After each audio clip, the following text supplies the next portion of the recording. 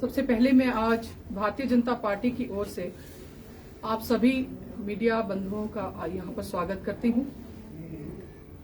जैसा कि आज कांग्रेस की राष्ट्रीय प्रवक्ता अलका लांबा जी ने अपने वक्तव्य में कहा और उन्होंने ये पूछा है भारतीय जनता पार्टी से और उनकी सरकार, हमारी सरकार से कि हमने महिलाओं के लिए क्या किया। मैं अलका लांबा जी से सबसे पहले तो ये मेरा प्रश्न है कि आप दिल्ली प्रदेश से यहां आकर के हिमाचल में बैठ करके आप हम लोगों से ये प्रश्न कर रही हैं कि हमने महिलाओं को सशक्तिकरण करने के लिए क्या किया। आप पूरी तरह से जानकारी हासिल करके आए और अपना होमवर्क ठीक से करके आए।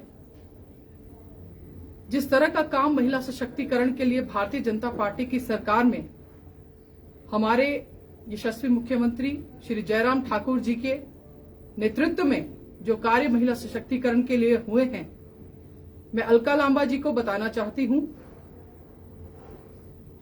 कि चाहे वो एक गरीब बिटिया की शादी की बात हो तो उसमें पहले 31,000 रुपए दिया जाता था, उसे बढ़ाकर के 51,000 रुपए प्रति किया गया,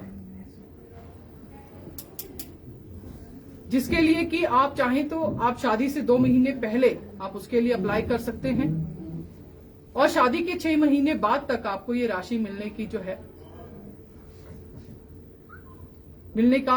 मिलती है।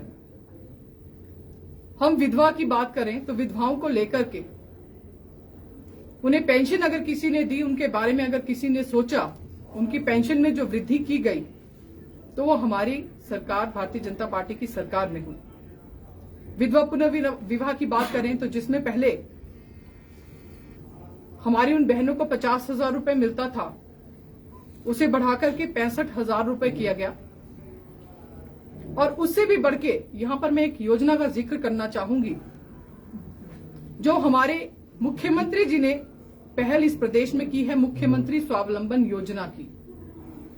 उस योजना में जैसा कि हमने कहा है कि हमें जॉब सीकर नहीं जॉब क्रिएटर बनना है, उस योजना में अगर बहनों को लेकर के सब्सिडी की हम बात करें तो उस योजना के अंतर्गत जो भी बहन 1 करोड़ रुपए तक का जब लोन लेती है किसी भी तरह की नई शुरुआत करने के लिए, नए व्यापार की शुरुआत करने के लिए या कोई भी काम करने के लिए, चाहे वो आपकी गाड़ियां लेना हो, कमर्शियल व्हीकल्स की खरीदारी हो, या आपके होम स्टेज बनाना हो, या आपकी छोटी छोटी इंडस्ट्रीज लगाना हो, तो उसमें लेकर के 35% सब्सिडी का प्रावधान अगर किसी ने किया तो भारतीय जनता पार्टी की सरकार में, माननीय मुख्यमंत्री श्री जयराम ठाकुर जी की सरकार में, वो बहनों को सशक्तिकरण करने के लिए, उन्हें जॉब सीकर से जॉब क्रिएटर बनाने के लिए हमने वो सुविधा जो है भारतीय जनता पार्टी की सरकार में अपनी बहनों को दी है। और उससे भी आगे बढ़ के मैं अपनी बात को यहां पर समाप्त करना चाहूंगी कि उज्ज्वला गृहिणी योजना में, जो गृहिणी सुविधा योजना है, जिसमें कि हमने धुआं मुक्त राज्य बनाने का प्रण लिया था और आज हमारा प्रदेश जो है वो पूरी तरह से धुआं मुक्त हो चुका है। उसमें गृहिणी सुविधा योजना में हर घर में सिलेंडर और हर घर में चूल्हा अगर किसी ने दिया तो वो भारतीय जनता पार्टी की सरकार में, माननीय मुख्यमंत्री श्री जयराम ठाकुर जी की सरकार ने दिया।